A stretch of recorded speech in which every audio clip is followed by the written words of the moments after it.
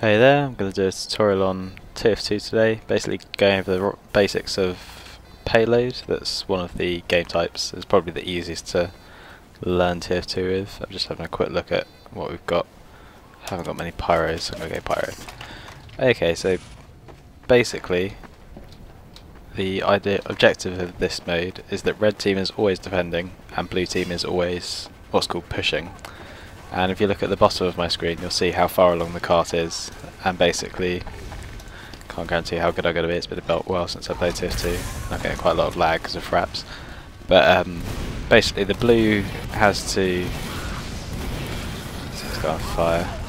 The blue team's objective is to sit by the cart, and while they're next to the cart, oh, spy, damn it! While they're next to the cart, they will be pushing it along. And there's two checkpoints that when I respawn, you can see the one checkpoint in the middle and one checkpoint at the end of this map.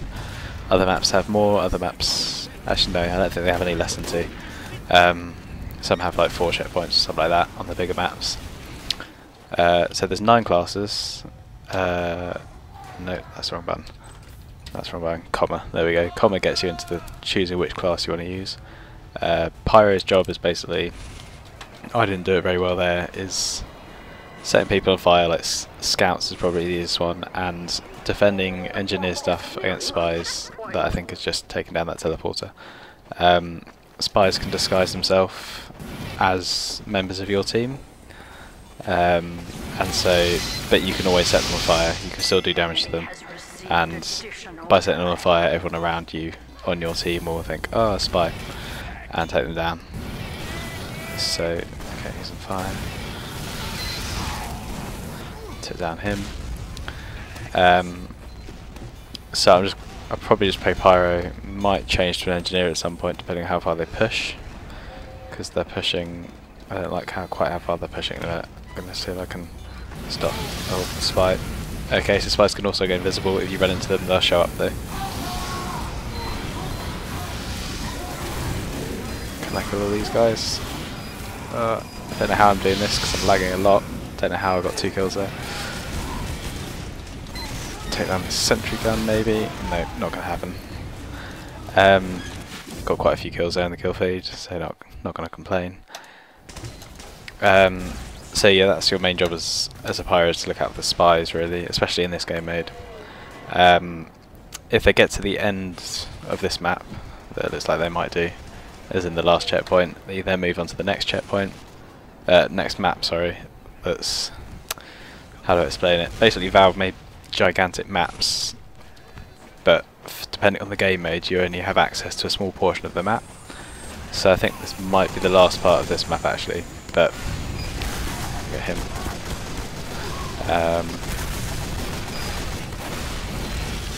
But yeah, there are more than. Often when you complete one part of a payload map, they'll then just spawn for the next bit, so there's no loading time between games. It's quite nice. This is a free game, and I highly recommend it. Like, it does take a little bit of practice, less practice than Dota takes though. If you see my Dota tutorial video, you kind of need to put like 20 to 30 hours into that before you start actually understanding what's going on. TF2 you can probably just play for a couple of hours as long as you're familiar with first person shooters. It's good fun. The items are done quite interesting in TF2, or Team Fortress 2, depending on what you want to call it. Basically they're random drops, and it's I think it's every 30 to 40 minutes. Don't work out there, there's a sentry gun. Every 30 to 40 minutes you can get an item drop. Max of 10 a week I think it is.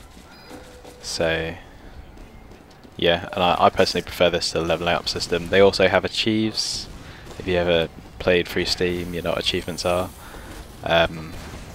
And they are present on this, in this game, and the milestone achievements for each class basically unlock new guns and weapons. But you can also get these guns and weapons through the random item drops. Okay, I'm not very useful as a pirate at the minute because they're not pushing for some reason. I don't really understand, so I'm going to change to engineer because engineer and pyro are probably the 2 easiest to play when you're starting out. Pyro because you don't really have to push, and when you do push, you push with the team.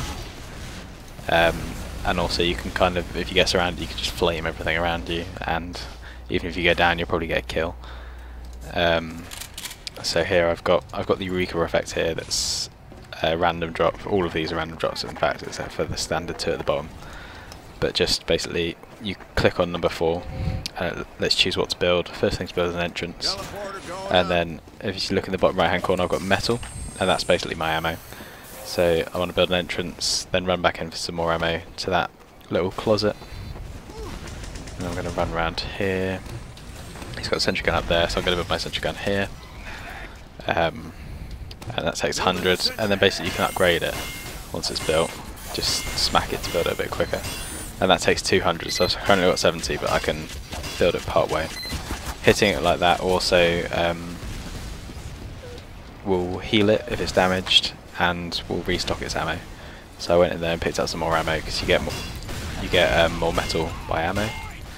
And then just keep building this, and now it's going to upgrade to level 2. And there's a sniper up there that I thought I saw. Oh shit.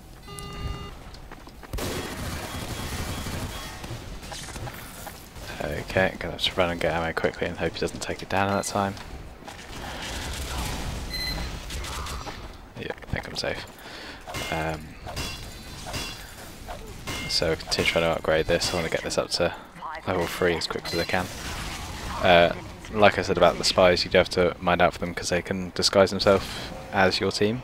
That means if they sneak by, I'm not sure we'll see one, but they've got something called a sapper. If they put a sapper on your equipment, it will start to destroy it. And you've got to be careful, not only because you can take the sapper off by hitting it like so, but you've got to be careful of where the spy is, because if the spy's around, he'll come and backstab you, and if a spy backstabs you, it's one hit kill. Like, you just go down, and then all your stuff will go down, and then you're no longer any help to the team, and I want to take him down.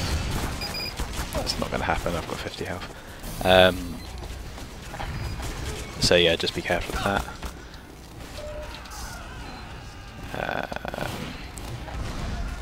I'm going to build an exit here, and that was just automatically attached to my entrance. Sentry gun is really annoying where he's put that. But that's okay, just got taken down. So the sentry gun's still up, that's good, because the other sentry gun looks like it's gone down. Oh no, that's not so good. Okay, a dispenser, that's what I was trying to put up there. And I think that sentry gun's going to get taken down, so I'm going to build this here, because then we're defending this point here. This basically gives me metal and hands out health similar to how our medic does if you're in an area of effects, but it can also restock the ammo of fellow players, so it's useful to have. Okay, I'm just going to quickly heal this, like so.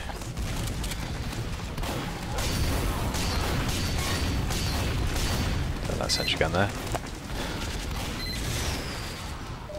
Bit of health. Bit of ammo.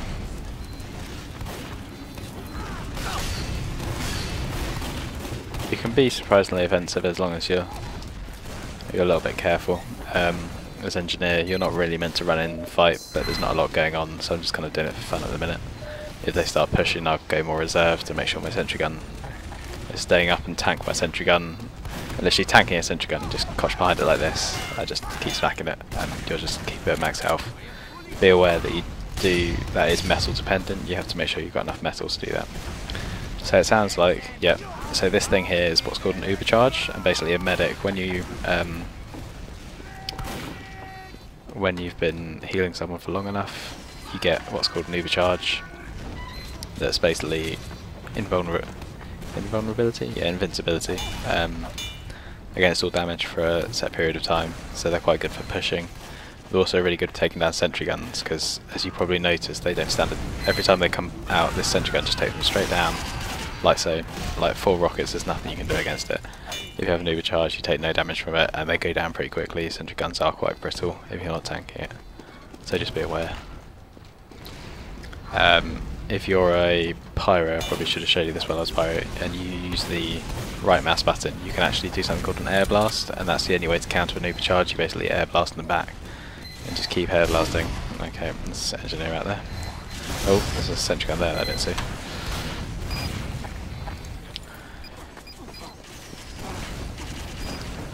Okay.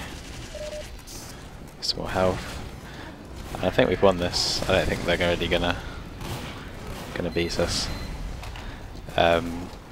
Obviously we're defending a point here. If you're on blue team, you don't want this many engineers, because currently there's 2 engineers.